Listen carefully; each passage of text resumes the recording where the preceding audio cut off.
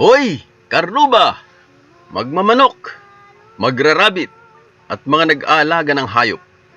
Nanay, tatay, lolo, lola, mga kaibigan, kapatid at mga interesado sa pagkahayupan.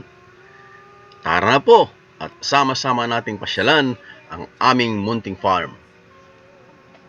Namnama di kamtu maawanan, di pagyak sumagmamano abulan.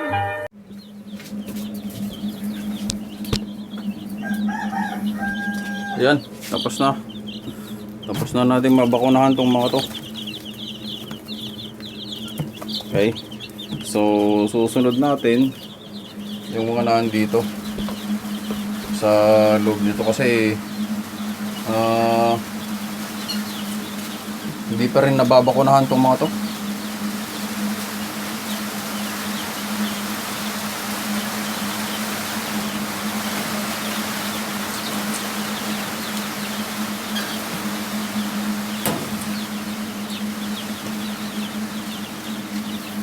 Gagawin natin, unahin natin munang ilabas yung mga pula. So yung mga pula lahat ang babakunahan natin. Kasi hindi sila magkasya dito sa lagyanan.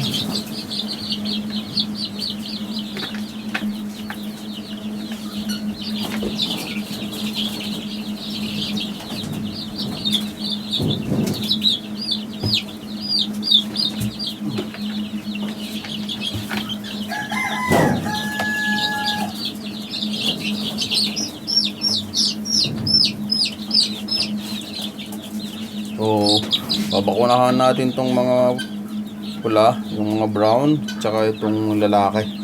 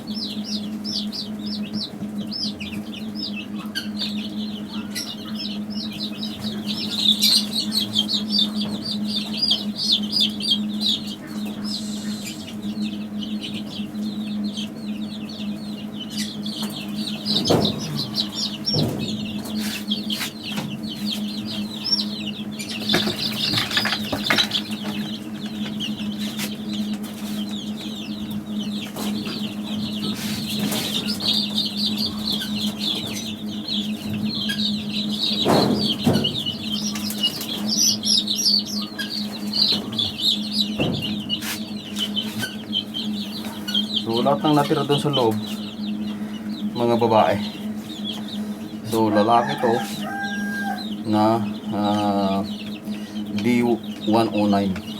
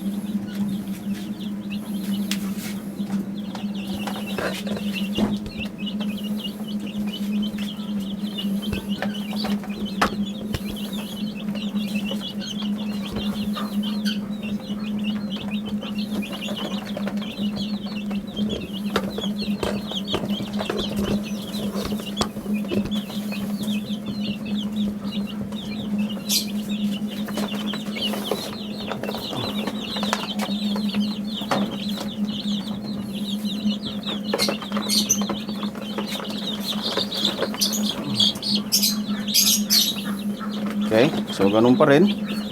Sa mata ang papatakan natin. So kung kaya mong hawakan yung tuka niya, ganyan, tapos saka mo papatakan sa mata saka sa ilong. Yan. Okay. Yan.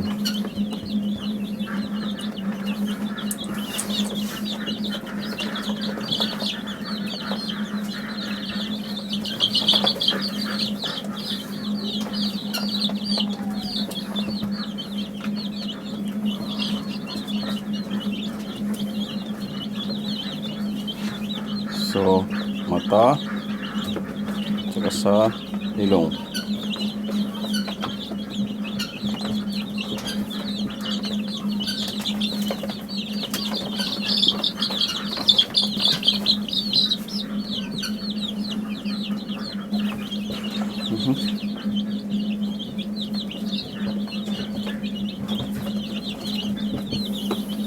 Ayaw tumama.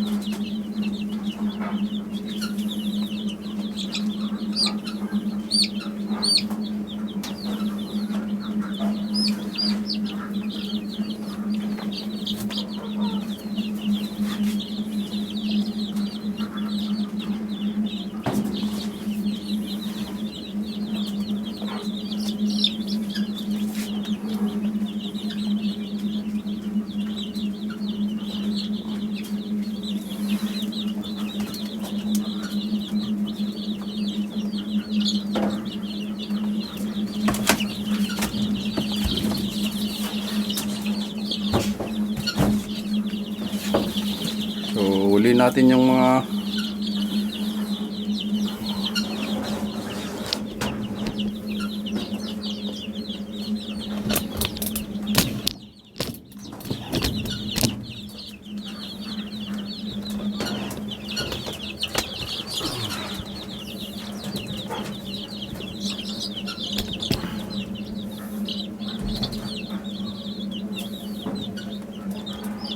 guys, huliin natin yung mga female.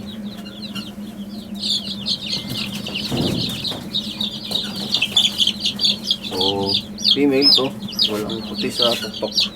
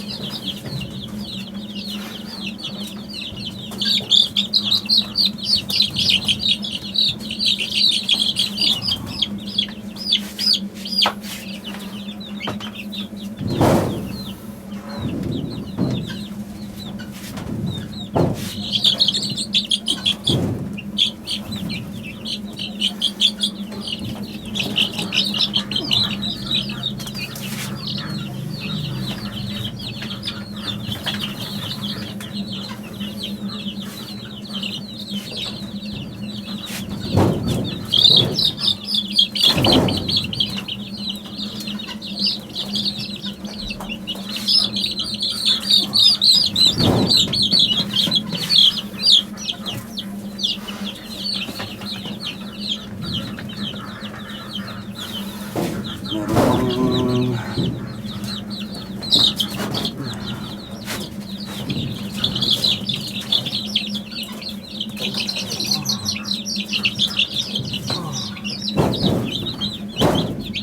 Oo nga po pala, mga karruba. Ngayon at nag-uulan, hindi naman po natin nagagamit yung mga AC natin. Ihanda na naman natin sila para sa bagong digmaan sa summer. So, yung mga gustong magpalinis, cleaning ng air conditioning, magpa-charge ng refrigerant o freon, installation of split type at saka yung mga window type air conditioning, retrofitting, yung kaibigan po natin sa Pindig, nag-home service po sila. Si Kumpad Noel Clemente. Ito po yung number niya, 0912-628-3294. Sa mga gustong magpalinis ng kanilang AC, magpa-maintain ng kanilang AC, tawagan nyo lang po yung number na yan. si kumpad Noel Clemente. Mabait po yan at saka garantisado yung mga trabaho nila. Diyan po, around Piddig area, yung mga malalapit po sa Piddig, po pwede po rin nilang puntahan. Tawagan lang po sila. Maraming salamat po. Last 3.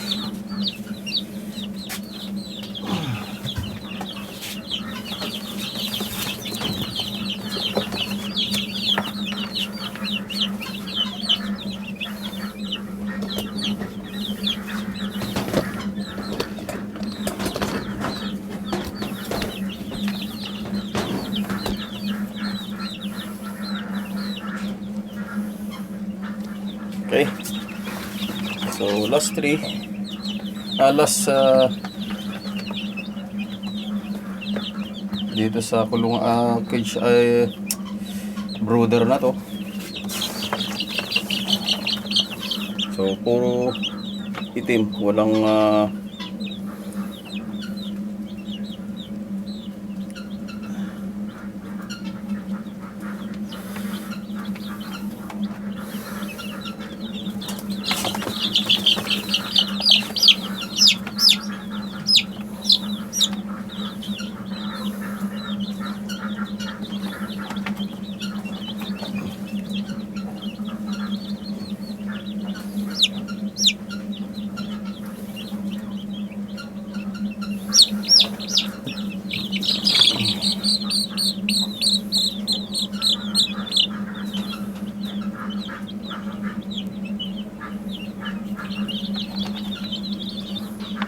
Mahirap po itong ginagawa natin dahil iniisa-isa po natin yung mga sisiw.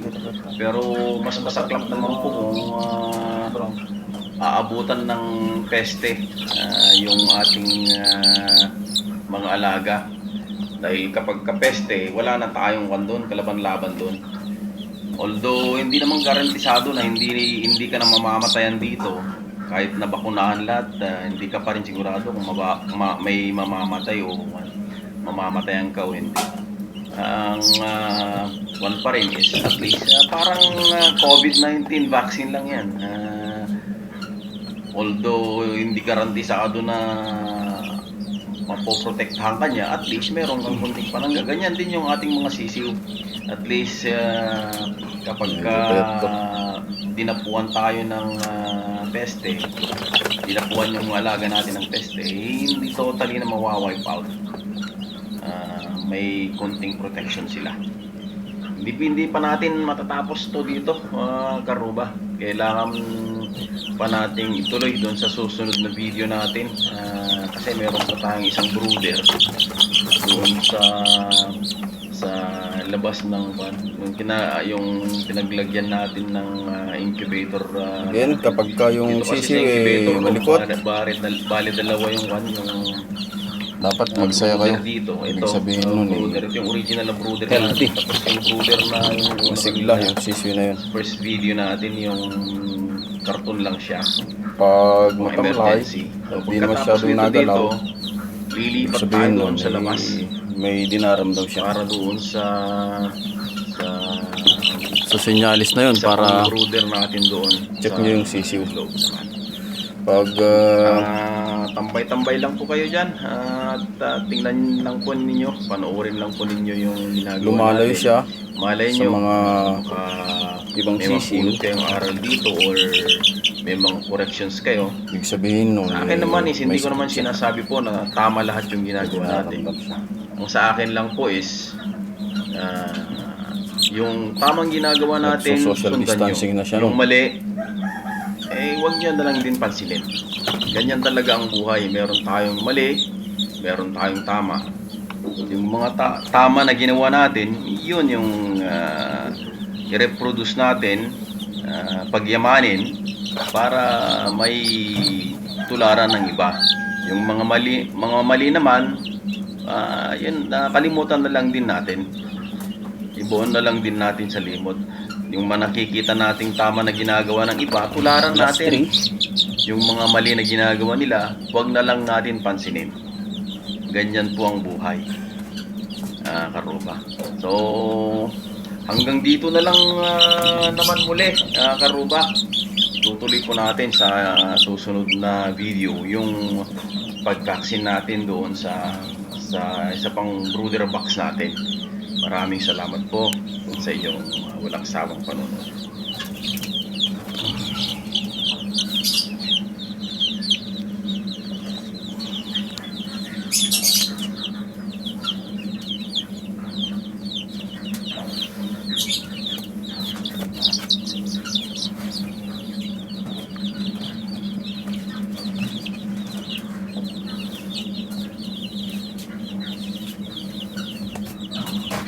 Yan.